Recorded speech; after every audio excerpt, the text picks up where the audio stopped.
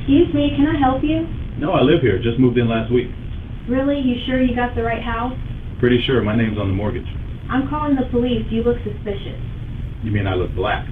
Maybe? Well, then you got police chief with you and you're in big trouble. Jennifer Morrison had lived in the Glendale Arms for 6 years when she confronted a black man in the hallway and destroyed her own life. She was 38 years old, blonde, worked as a regional sales manager for a pharmaceutical company, and considered herself the unofficial eyes and ears of the 4th floor. One Tuesday evening in May, she saw a black man unlocking the apartment next to hers and decided he must be breaking in. The man was Chief Marcus Thompson, the 43-year-old newly appointed Boston police chief who had just signed a 12-month lease for apartment 412 and was moving in his belongings. Despite Thompson showing his badge and explaining he was the new tenant, Morrison called 911 anyway. The entire confrontation was captured on the building's hallway. CCTV camera went viral within hours and cost Morrison her job, her lease, and $120,000 in a defamation lawsuit. Before we continue, where are you watching from? If this is your first time here,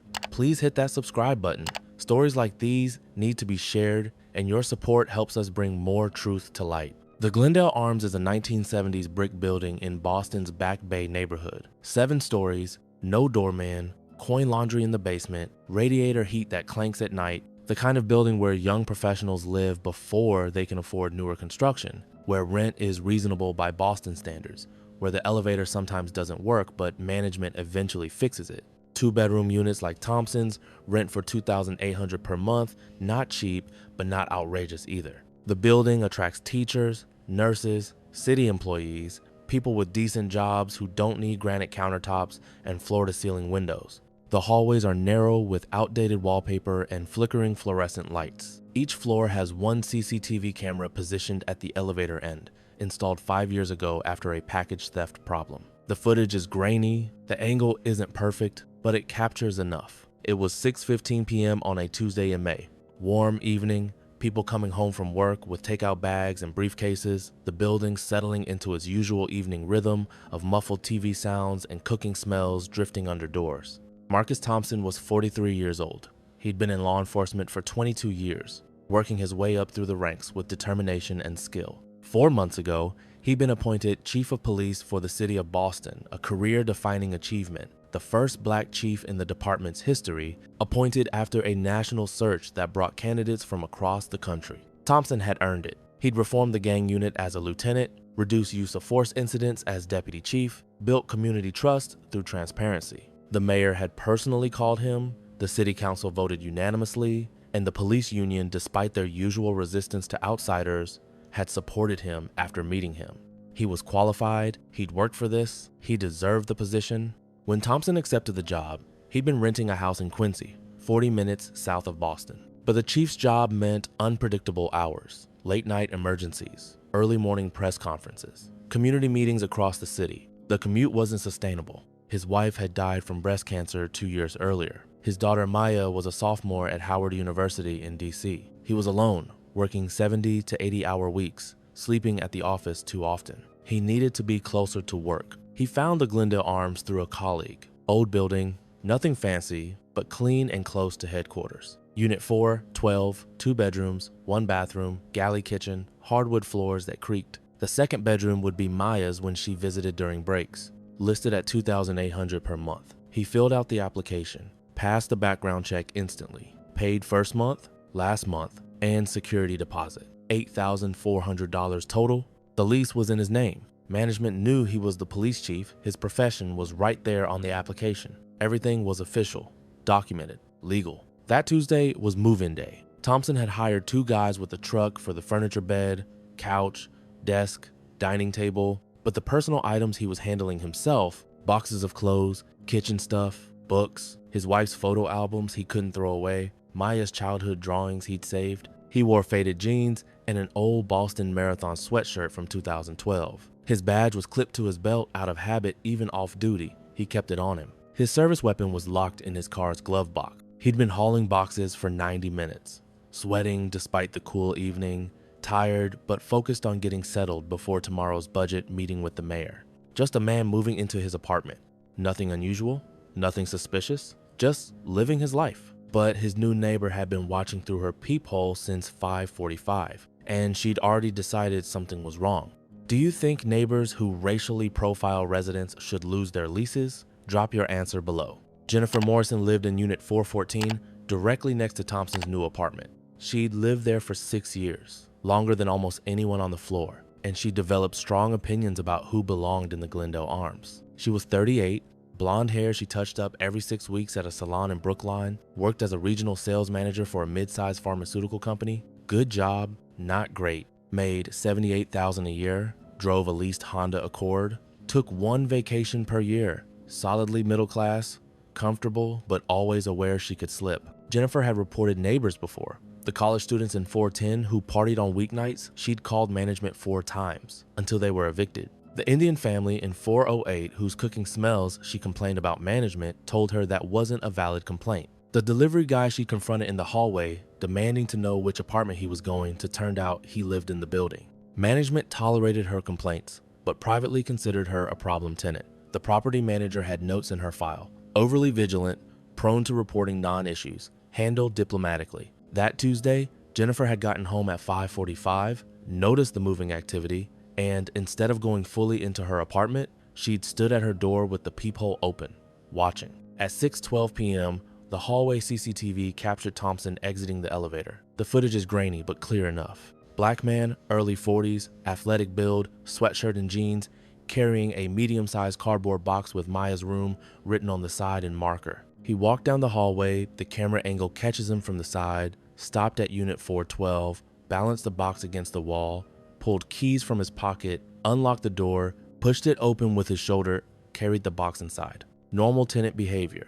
Legal resident using his keys to access his apartment. But Jennifer, eye pressed to her peephole, saw a black man entering the apartment that had been empty for 3 weeks, and her mind went immediately to crime. She watched for 23 minutes. The timestamp on the CCTV shows Thompson making 4 more trips: 6:16, 6:22, 6:31, 6:35.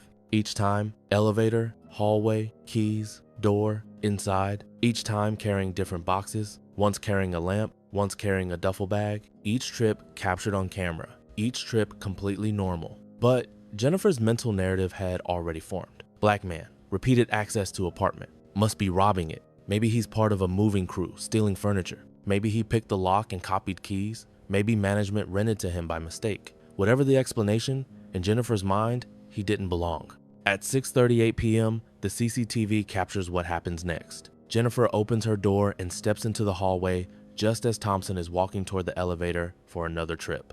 The camera angle shows both of them clearly. Jennifer in black yoga pants and a gray tank top, blonde ponytail, phone already in her hand. Thompson in his sweatshirt and jeans, empty-handed, heading back for more boxes, keys jingling in his hand, badge visible on his belt. The CCTV has no audio, but forensic lip readers would later transcribe the entire conversation from the footage. The body language tells most of the story anyway. Jennifer blocks his path to the elevator. Her posture is aggressive, shoulders forward, chin up, phone raised. "Excuse me, can I help you?"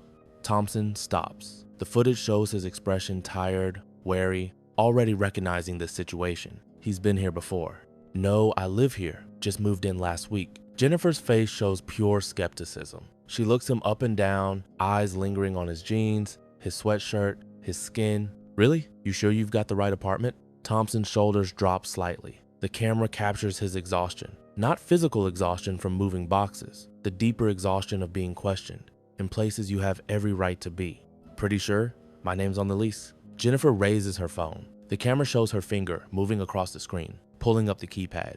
"I'm calling the police, you look suspicious." Thompson closes his eyes briefly, takes a slow breath. The camera captures his jaw tightening, his hands flexing at his sides. "You mean I look black?" Jennifer's face on the CCTV shows a flicker of something caught, defensive, but not backing down. Her mouth opens, closes, opens again. "Maybe." Thompson unclips his badge from his belt. The camera angle isn't perfect, but you can see him hold it up. See the gold catching the fluorescent hallway light. See his mouth moving as he speaks. "Well, then you have got police chief with you, and you're in big troubles." The badge is visible on the footage, not perfectly clear due to the camera quality, but clear enough to see it's an official police badge. Clear enough to see Thompson holding it at eye level for Jennifer to examine. Jennifer's reaction is captured in perfect detail. Her face goes white. Her mouth forms a small O. Her phone is still in her hand, finger frozen over the 9. The footage shows her standing completely still for 4 full seconds, processing what just happened. She'd just threatened to call the police on the police chief. She'd racially profiled the most powerful person in Boston law enforcement. She'd accused her new neighbor of burglary when he was the one person in the city with the authority to arrest her for filing a false report. This is where the CCTV becomes undeniable evidence. Every moment captured, every expression documented, no audio needed, the visual story is complete. Jennifer's aggressive confrontation, Thompson's patient explanations, his badge reveal, her shock, all time-stamped, all recorded, all preserved. Should apartment buildings use CCTV footage to investigate racial profiling complaints? Let me know what you think. The footage continues, shows Jennifer backing up, her free hand going to her mouth, shows Thompson clipping his badge back to his belt, picking up where he left off, walking to the elevator. Shows Jennifer standing in the hallway for 42 seconds after Thompson gets on the elevator, staring at nothing, phone still in her hand. Then the elevator returns. Thompson walks back down the hallway carrying another box, doesn't look at Jennifer, unlocks his door, goes inside. Jennifer hurries back into her apartment. The door closes. The hallway is empty. Timestamp 6:41 p.m. At 6:43 p.m., exactly 2 minutes after seeing Thompson's badge and learning he's the police chief, Jennifer called 911. The call recording was later released under public records law. Hi, I'm at the Glendale Arms on Commonwealth Avenue, apartment 414. There's a man next door who showed me a police badge, but I don't think it's real. I think he might be impersonating an officer to rob the apartment. He's black, and he's been going in and out with boxes. The dispatcher's voice shows barely concealed frustration. Ma'am, you're reporting someone for showing you a police badge? Anyone can buy a fake badge. He doesn't look like a police officer. What does a police officer look like, ma'am?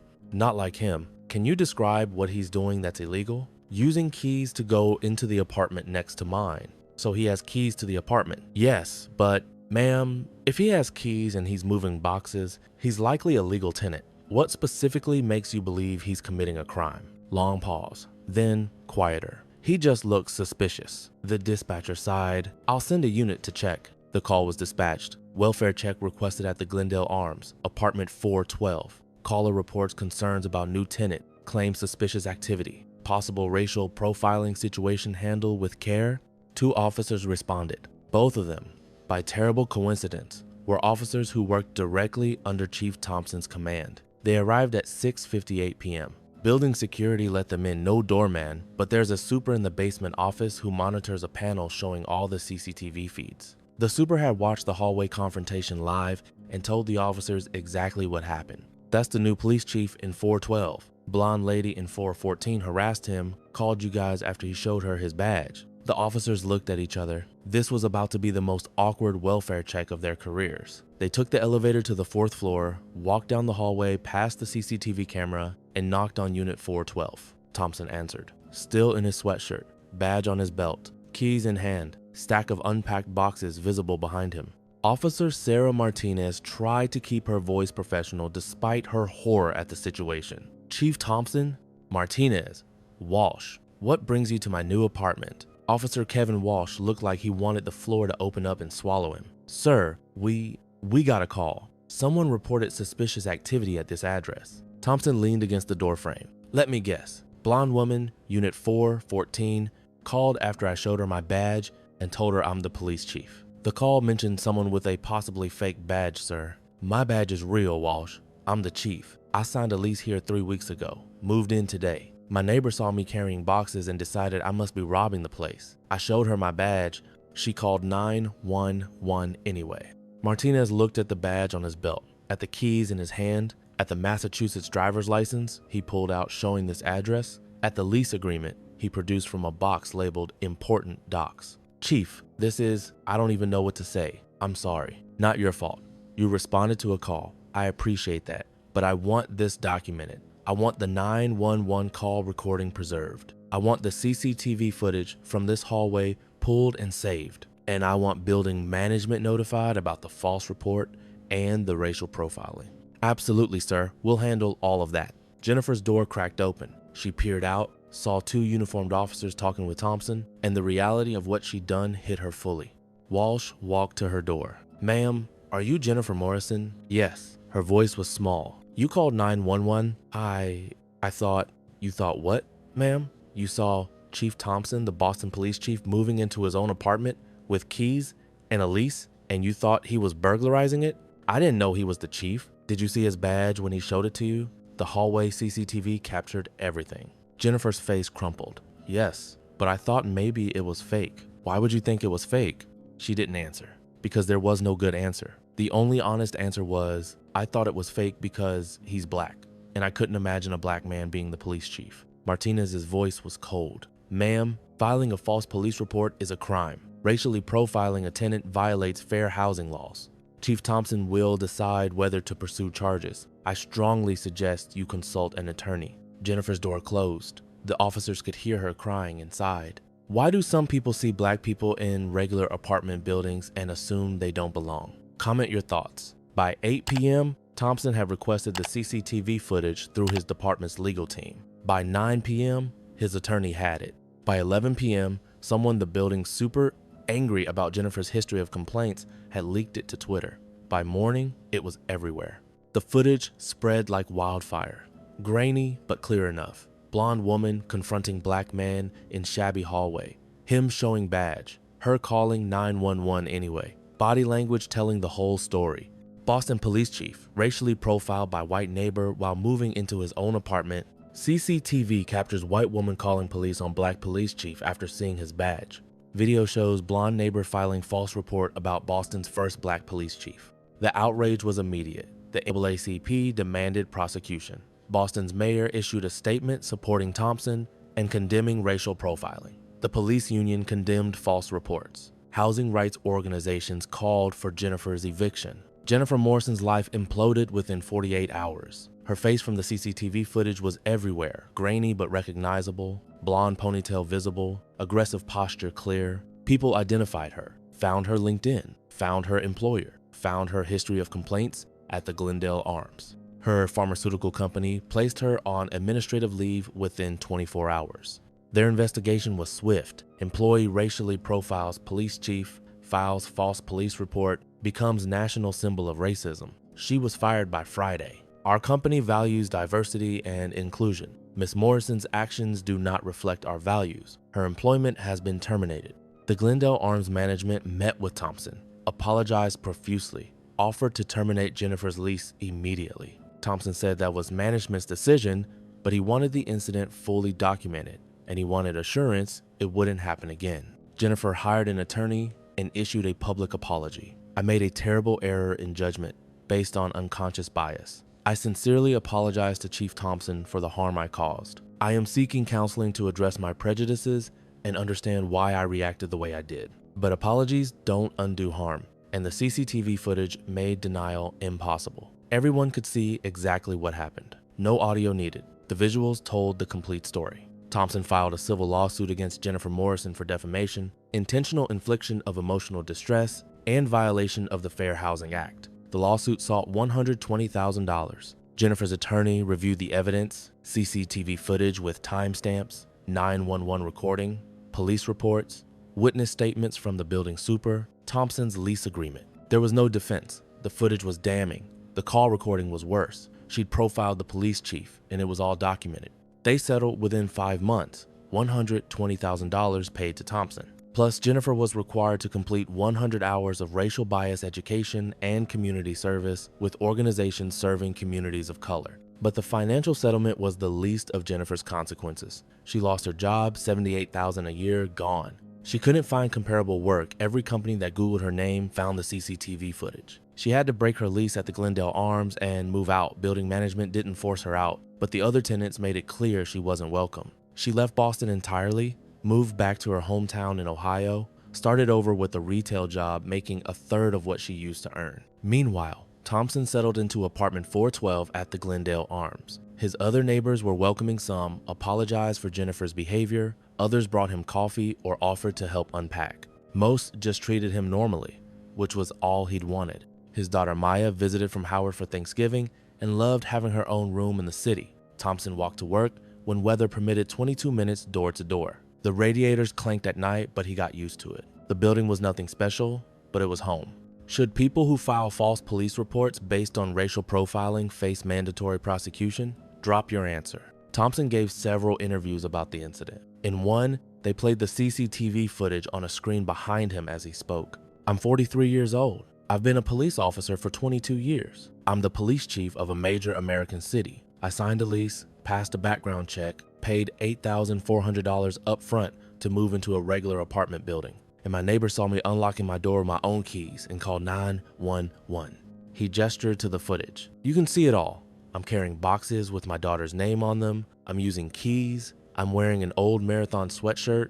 My badge is on my belt." And she still thought I was a criminal. She saw a black man and couldn't imagine any legitimate reason I'd be there. He paused. "I showed her my badge. Police chief, Boston Police Department. And she called 911 anyway. Not because she couldn't see the badge, the CCTV shows me holding it right in front of her, but because she couldn't believe it was real. She couldn't accept that I'd earned this position. She couldn't imagine a black man being the chief." Another pause. "The CCTV footage is grainy. The hallway is ugly with flickering lights and old wallpaper. It's not a fancy building, it's a regular place where regular people live. And that's exactly why this matters. This isn't about luxury buildings or wealthy neighborhoods. This is about everyday racism in everyday places. This is about black people being questioned in spaces where we have every right to be, simply because someone can't imagine we belong." He looked directly at the camera. "If this can happen to me, the police chief, with a badge on my belt and keys in my hand, what happens to black people without badges, without positions of authority, without resources to fight back? How many people are profiled, reported, harassed in their own buildings, their own hallways, their own homes?" The interview resonated deeply. The CCTV footage played millions of times, not because it was high quality, but because it was so ordinary. Shabby hallway, flickering lights, tired man moving boxes, blonde neighbor on her phone. The mundane setting made the racism more visceral, more recognizable, more real. Boston held community forums. The police department implemented new protocols for responding to suspected racial profiling calls. Apartment buildings across the city reviewed their tenant complaint policies. Property management companies discussed how to handle residents who repeatedly file questionable reports. But Jennifer Morrison never truly reckoned with what she'd done. Her apology was corporate speak written by lawyers. She disappeared from public view, rebuilt her life elsewhere, and, as far as anyone knows, never genuinely examined why she saw a black man with keys and a badge and still called the police. Thompson still lives at the Glendale Arms, still Boston's police chief, still walks to work when he can. His neighbors know him now. He's just the chief in 412 who's quiet and keeps to himself and whose daughter visits on holidays. But he says he's aware, always, that some people look at him and see a threat before they see his badge, his work, his humanity. Even in his own hallway, even carrying boxes with his daughter's name written in marker, even with keys in his hand and every right to be there. Should apartment buildings automatically evict tenants who racially profile their neighbors? Let me know in the comments. This wasn't about a misunderstanding. This was about a black man succeeding and being punished for it by someone who couldn't accept his success. Marcus Thompson worked 22 years to become police chief. He earned it through competence, integrity, and dedication. He rented an apartment he could afford in a building where he wanted to live. Jennifer Morrison saw him and called 911. Not because he was breaking in, he had keys. Not because he was stealing, he was carrying his own belongings. Not because he was threatening, he was moving boxes. But because he was black in a space where she couldn't imagine black people belonged, even after seeing his badge. Even after he identified himself as the police chief. Even after every possible piece of evidence proved he was the legal tenant, she still called 911 because her racism was stronger than facts, stronger than logic, stronger than a badge held in front of her face. The CCTV footage captured it all. Every moment of her aggression, every moment of his patience. The badge reveal, her call anyway. Undeniable visual evidence of racial profiling in a shabby hallway with bad lighting and old wallpaper. Proof that racism doesn't just happen in fancy places, it happens everywhere, to everyone, even to people with badges and authority. Jennifer lost her job, lost her home, paid $120,000, became nationally known as a racist, caught on camera. But consequences don't undo harm. They don't change the fact that Thompson was racially profiled in his own hallway on his moving day. They don't erase the exhaustion of being questioned when you have every right to be somewhere. They don't restore the simple dignity of unlocking your door without being treated as a threat.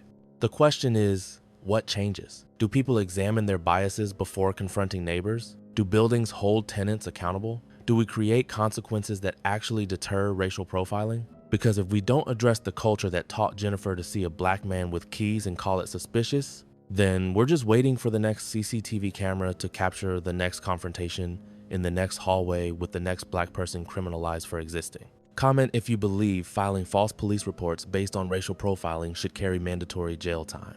And if you think these stories matter, hit that subscribe button. We're exposing these patterns caught on camera. We're demanding better. We're fighting for black people who deserve to live without being criminalized in their own hallways. This isn't just about one neighbor or one chief. It's about all of us and the world we choose to accept.